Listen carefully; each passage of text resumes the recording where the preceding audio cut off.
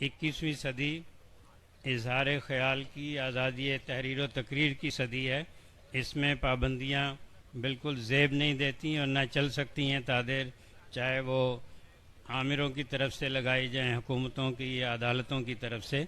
آج کے دور میں یہ برداشت نہیں کیا جا سکتا۔ اور میں اقبال کا جو شعر ہے کہ یہ دستور زباں بندی ہے کیسا تیری محفل میں، یہاں تو بات کرنے کو ترستی ہے زباں میری۔ جو جمہوریت کی روح ہے وہ اختلاف رائے ہے، اور اس کے لیے ایک انگریز مدبر نے بھی کہا تھا کہ چاہے میں آپ سے اختلاف کروں، آپ جو بات کر رہے ہیں میرا اس سے اتفاق ہو نہ ہو، لیکن آپ کے اظہار خیال کے لیے میں تعدم مرگ اس کا دفاع کروں گا اور اس کے لیے لڑوں گا کہ آپ کے خیال پہ پابندی نہیں ہونی چاہیے۔